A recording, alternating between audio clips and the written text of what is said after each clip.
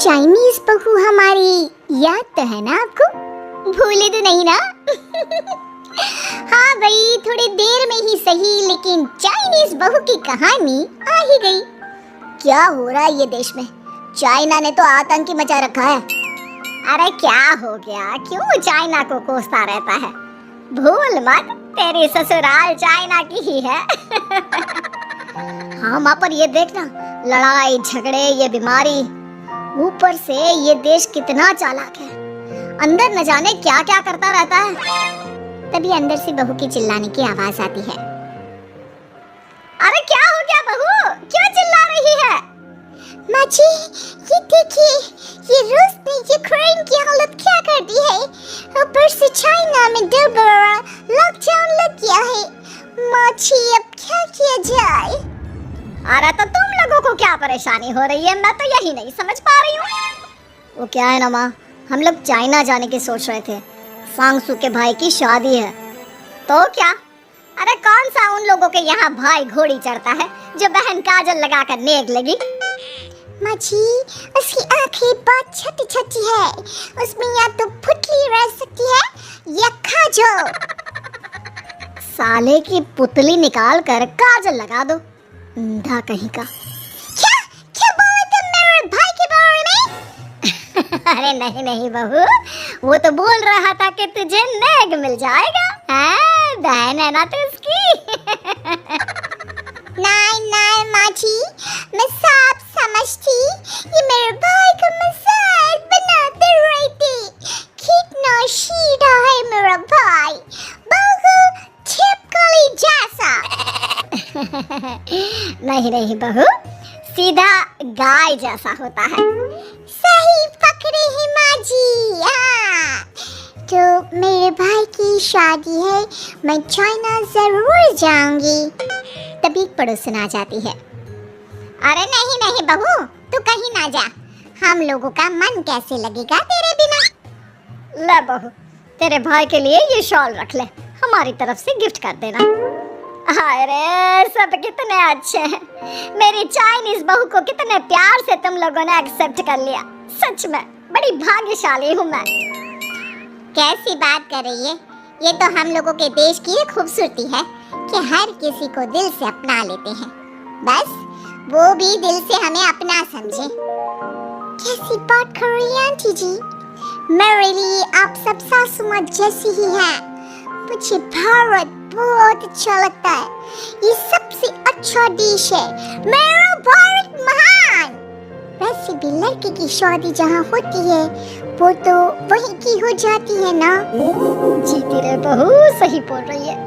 औरत तो होती ही पानी की तरह है, जो जहाँ जैसे रखे वैसे ही शेप ले लेती है।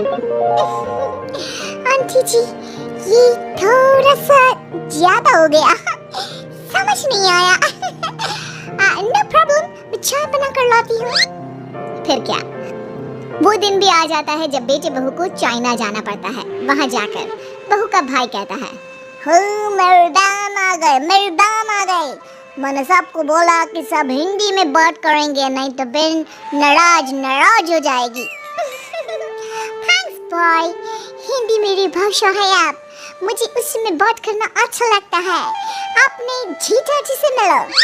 ओ बहन, तुम अंदर चलो। सभी बहू को अंदर लेकर चले जाते हैं, लेकिन सांगसू का पति, वो तो बेचारा चाइना के ससुराल के आंगन में अकेला खड़ा रहता है। काफी देर तक जब कोई उसे नहीं पूछता तो वो माँ को घर पर फोन करता है। हाँ बेटा, पहुँच गए ना कुशल मंगल? हाँ माँ, लेकिन सांगसू पता नहीं कहाँ है। वो तो अंदर गई है, तब से बाहर आई ही नहीं। अरे कैसे बात कर रहा है? तो तू अंदर चला जा, तू बाहर क्यों है? अरे दामाद है तुम वहाँ का, उन लोगों ने तुझे बिठाया, चाय पानी कुछ नहीं पूछा? नहीं ना माँ। तभी सामने से सांगसू आती है। क्यों आप अभी तक तैयार नहीं हुए? और ये बैग लेकर क्यों कमरे से बाहर आए? इसे वहीं रख देती। कमरा? कौन सा कमरा? अरे कैसी बात कर रही हो? जब से तुम अंदर गई हो मैं बाहर ही तो खड़ा हूँ। बहू को बहुत हैरानी होती है और गुस्सा भी आता है। तभी उसका भाई और माँ आ जाते हैं। अरे सांगसू, अंदर खाना लग गया है।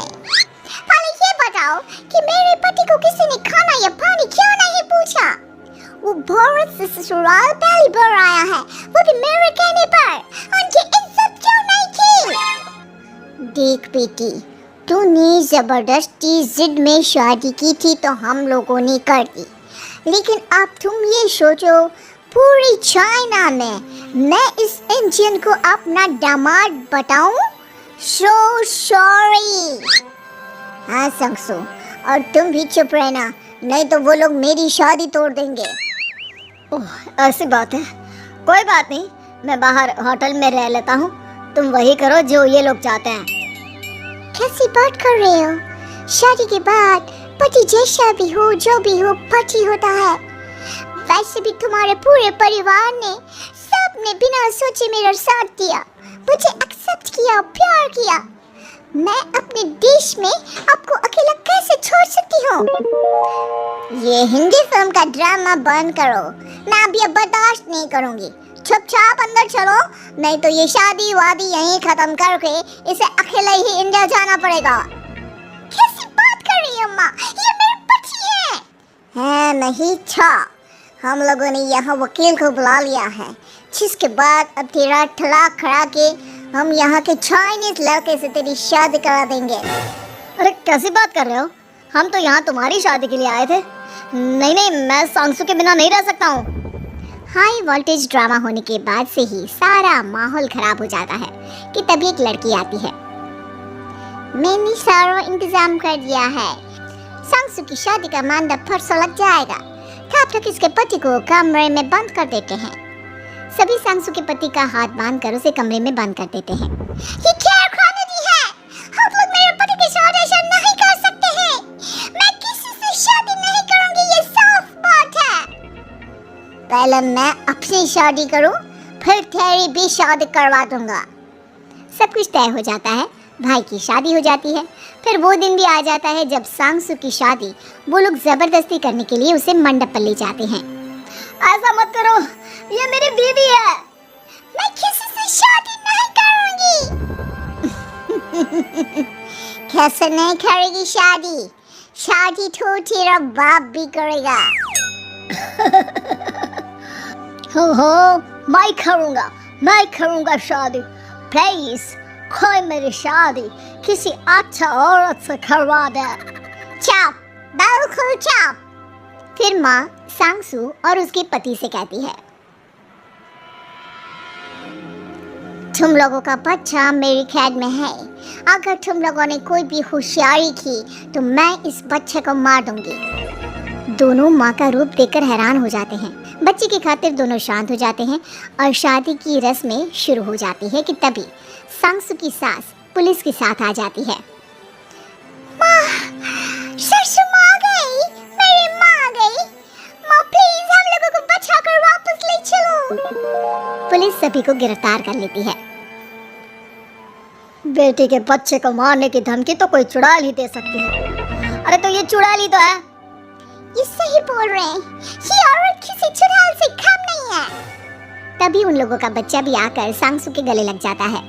माँ, तू सही समय पर आ गई, लेकिन तुझे कैसे पता चला कि यहाँ ये सब हो रहा है? बेटा, ये चाइनीज लोग ना होते ही धोखेबाज है। इन लोगों पर मुझे भरोसा नहीं था, इसलिए मैंने तेरे फोन को हमेशा के लिए मेरे फोन से अटैच कर दिया था, जिससे तेरे आसपास होने वाली सारी बात मैं सुनती रहूं। उस दिन भी मेरी तेरी बात हो रही थी तो तेरा फोन ऑन था, मैं सब समझ गई थी। मुझे माफ कर दो। नहीं, बिल्कुल नहीं। चलिए माँ जी, इंडिया वापस चलते हैं। आज के बाद मैं यहाँ कभी नहीं आऊंगी।